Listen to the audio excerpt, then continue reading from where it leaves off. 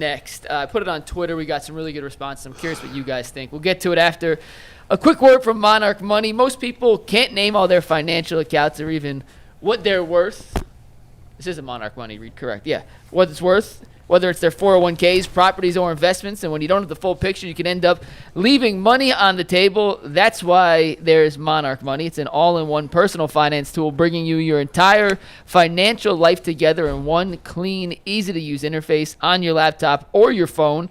Monarch Money does the heavy lifting for you. You can link all of your accounts in minutes, so clear data, visuals. You get smart categorization of your spending, and you finally feel in control of your money without ever touching a spreadsheet.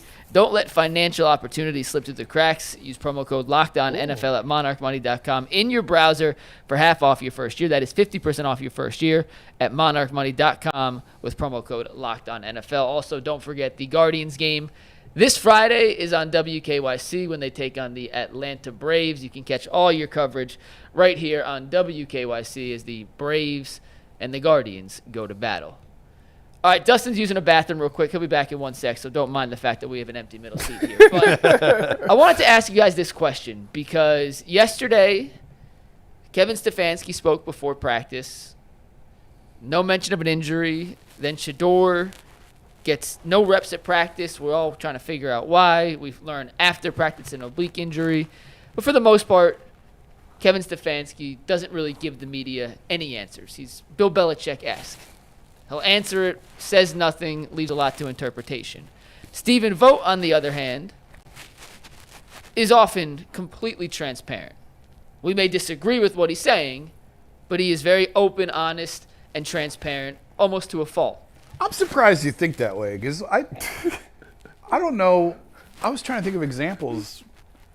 I don't really come to mind where he's like. I thought Kenny was more transparent than Vogt. Kenny, I think, goes more down the middle where he'll give you stuff, but then he also intentionally holds stuff back. He's told us, I can't answer that. I'm not giving away my strategy. Vogt, I think he's more transparent in the sense where he's like, we have 2 platoon players on this team. Like, that is full transparency how the organization is thinking. Okay. Whether we agree with it or not, that is what they're thinking. When he talked about, I don't think we're that bad of hitters despite the statistics showing that, like, he's being transparent. We may disagree with it. All right. But and maybe you don't think he's as transparent. For the sake of this, I'll allow it. Continue. So I wanted to ask you guys, which one of these media strategies do you think is the most effective? And after we decide which is the most effective, I want to get into the pros and cons of each because we dissect and talk about all these different quotes, and we get mad at Stefanski and Atkinson and Vogt for saying certain things and not saying certain things at times.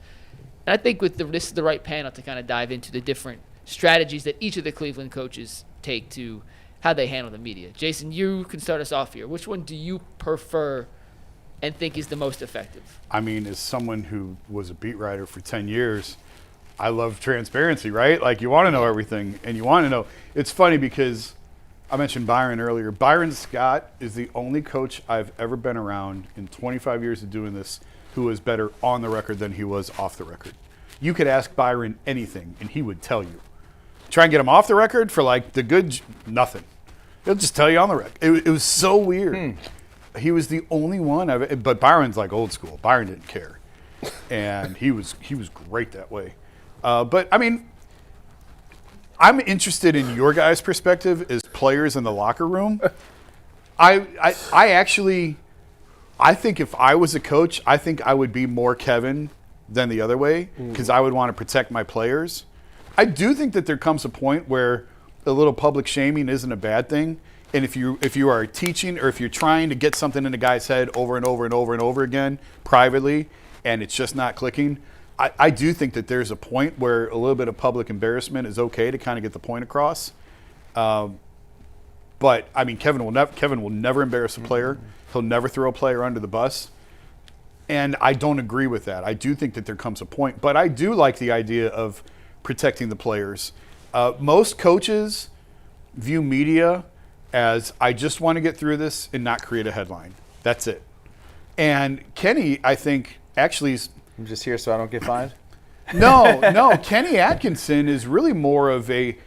I almost think that he I don't know if I would say any coach enjoys media he sessions. likes media. No, I swear to God, Kenny likes talking He to us. enjoys the back and forth, and he enjoys a good conversation.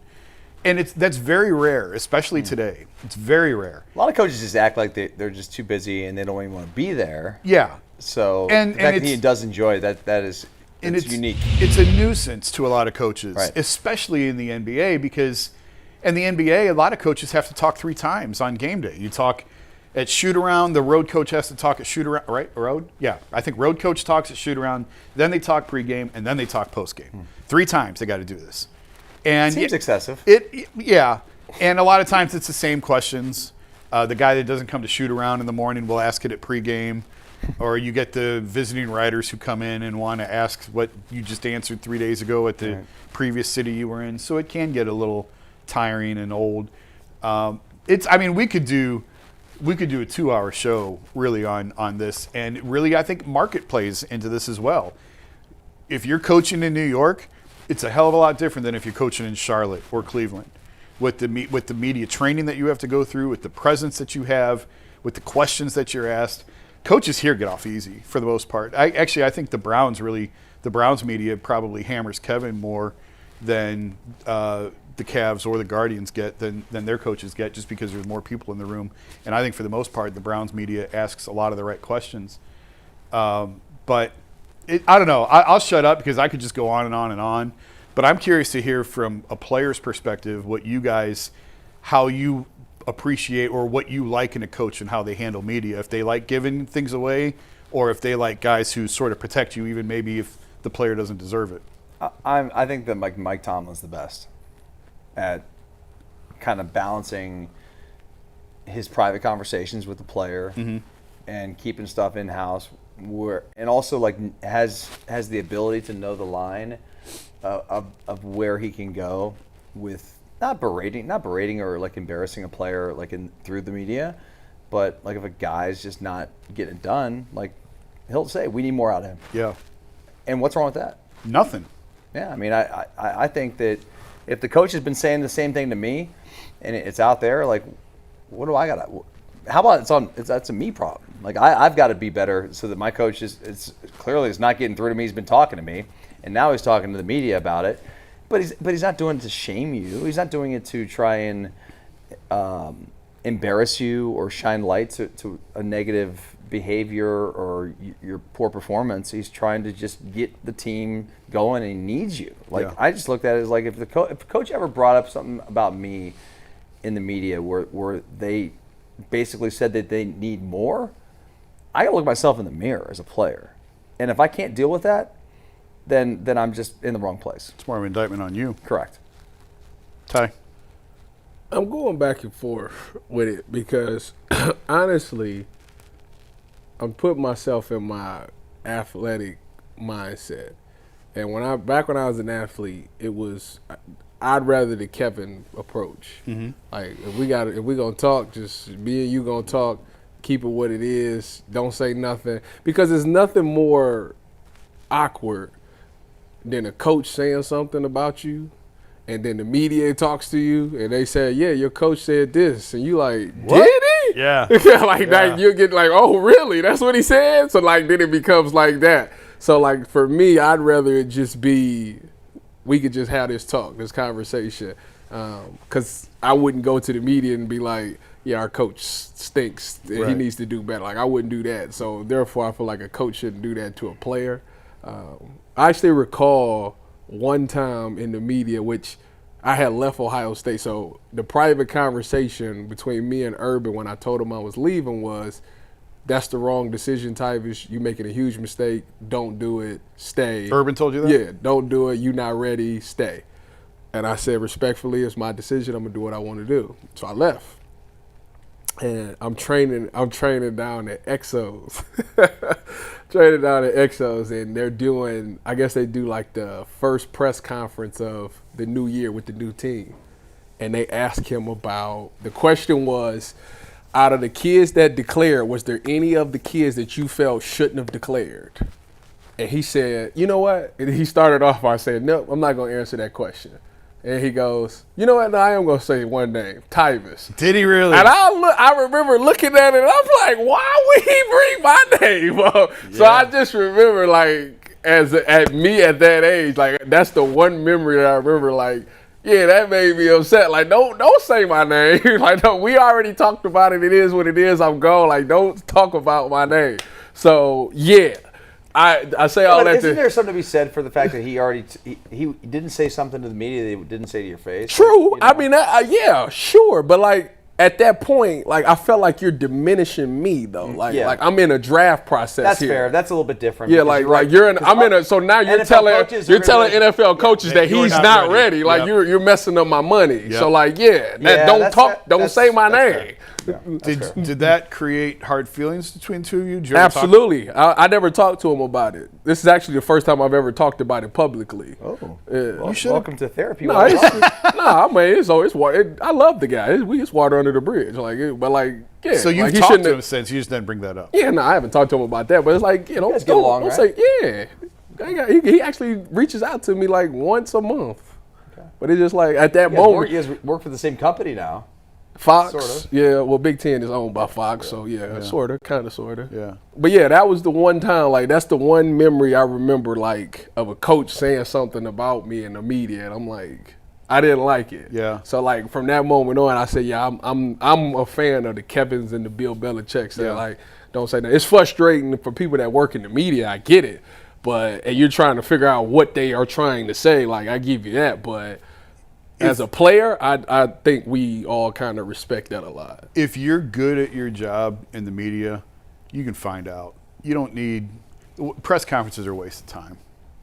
I truly feel that way. Don't say that to. I do. I've told. You and I have had that conversation many times. I've talked to head coaches and executives in this town, where it's like, why bother asking you something you're not going to answer it?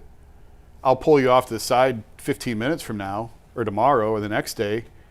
Or if it's not you, I'm going to find someone else in the building who's going to give me the answer. So I don't waste my. Are you saying that every organization has snitches? Oh yeah. Oh, 100%. 100%. Thomas, how do you think the information game works? That's sad, though. You want me? He's not a media member. Where's the loyalty? Like, if the guy stands up on the podium and says, "I answered the question," why do you feel that you should answer the question? Say again. Like, say if the coach said, "I'm not going to answer that question." Yeah. How is it that a reporter can go around and ask somebody else? Because I still want the answer. I'm still going to get the answer. Why would they feel like if he just said he ain't answering it? Why would they answer? You want the truth? Yeah. Okay. I'm gonna protect myself and still give you the answer. When Adrian Wojnarowski was coming up, okay, as he was elevating and becoming the top NBA reporter in the game, the way he did it was by making relationships with low-level coaches, assistant GMs, people who were just coming up. You make those relationships, and then as they rise through the ranks, you already have them. Now you've got the relationship. But the low-level person is going to give you information, and in turn, I probably shouldn't use Woj's names, but he's out of the game now anyway. In turn, you say such and such is a rising candidate, is an upcoming, is a hot candidate for these jobs. I see. So it's all like it's a trade. See. You're trading things. we did overtime the other day on like I think there's an unbelievable like Netflix or Amazon thing to be told on like the beat and like the media cover, like I mean high level media covering the league, and all of the trades that go on, and all of the information exchange that goes on. Well, this is what I'm hearing about the Hornets. Well, this is what my guy with the Nets. Like it's all information exchange, and it's all. I mean, you get information from agents. This is why I'm not. This is as far as I'm gonna get. But when you and They're very different facets of media. what you and I do, yes, what you and I do is night and day. There is no overlap of what you guys, as former players, the knowledge that you guys can bring to the game as former players. I can't touch. I can't scratch. I won't pretend to. Like you guys can look at something and see something. I've sat next to Tyvis in the Browns press box, and he diagnoses a play like that, and he's like, my man ran the wrong coverage. They were in cover 2, and he was not. It's kind of obvious. But it's not to me. Well, that's like I can see that there was a blown coverage, but I can't pinpoint it was him, and this is why. Like, you know what I mean? Yeah. Not in real time. I can't diagnose it, but you guys played it. Yeah. So you can diagnose it. Because from us looking at it, it's 10 guys that's running something. It's the one guy that's not. You're like, oh, well, it's obvious. But it's obvious to you guys because you live that. I can't do it that fast. But I can get information that you're not going to know how to go get it from. I know where to go to get it. And how, so it's two completely different ends of the spectrum of media. In my opinion, each has a role. Each serves a purpose.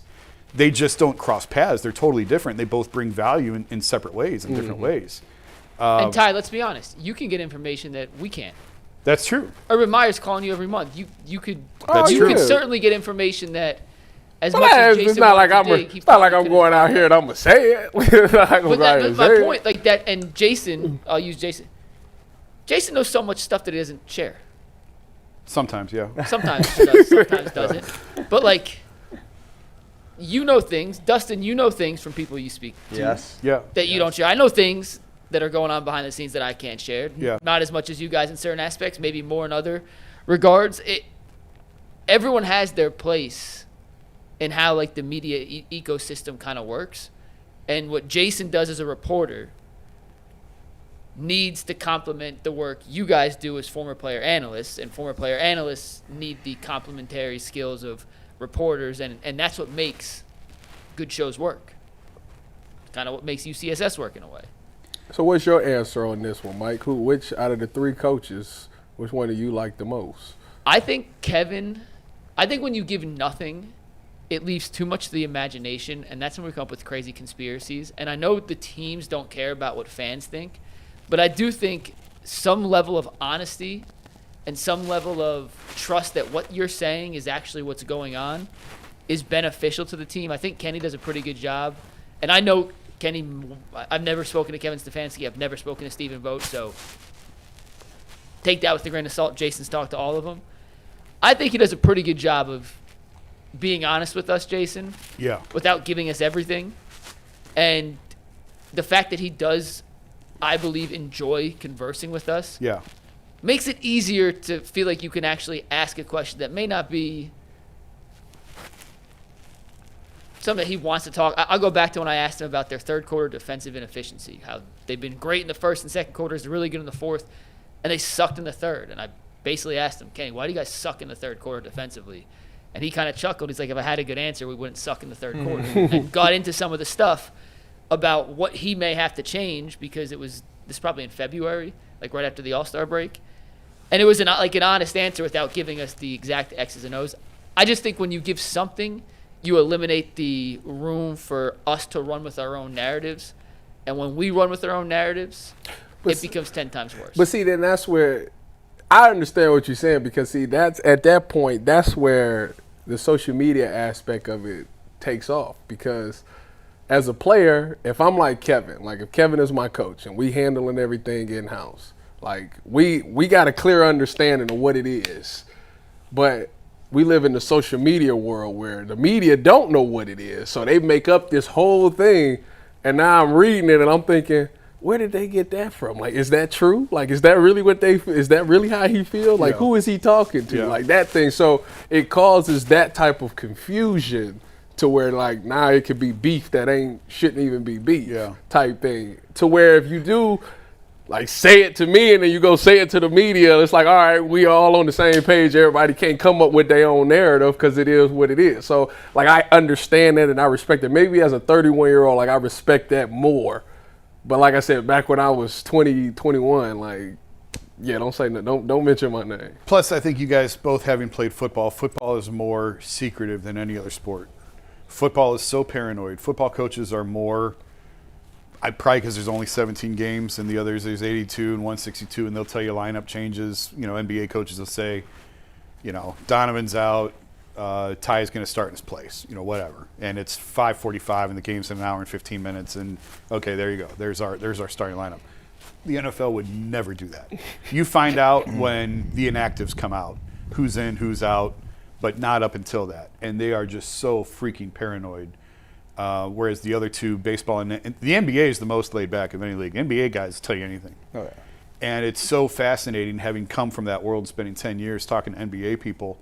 And then when I moved into this different role and talking to NFL and MLB that were like a little bit more buttoned up than the NBA was, it's just weird how different leagues operate. And NFL media are just so smug. NFL media on the national level is just, I just hold my nose in the room with some of those people. It's just, NBA national guys are like, those are my dudes. Like I had a great relationship. Obviously I worked with Shams for years. Guys. Yeah, Shams and I were great. I don't think we ever had him on the show. I had him on 92 a couple times, but I don't think we ever got him on UCS. Did we ever get Shams on UCSS? I don't think so, but now I'm mad we didn't. Yeah, he would have come on. And some of the other national people I had great relationships with. MLB guys, I don't know. NFL guys are just exhausting to be around. Stop doing that. It is. It's because the NFL is such a machine. I don't want to name names. One of them may or may not have been a guest on UCSS. Not naming names. I don't. It's a cutthroat. I don't even want to go down that road. But the news breaking game is, we're kind of getting off topic of where Mike wanted to go with it. But the news breaking game is so gross.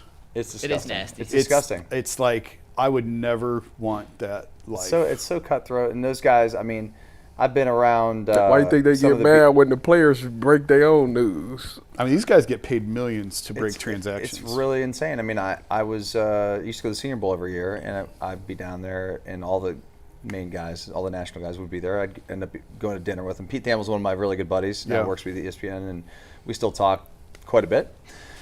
These guys never have a minute to themselves. Yeah. Never.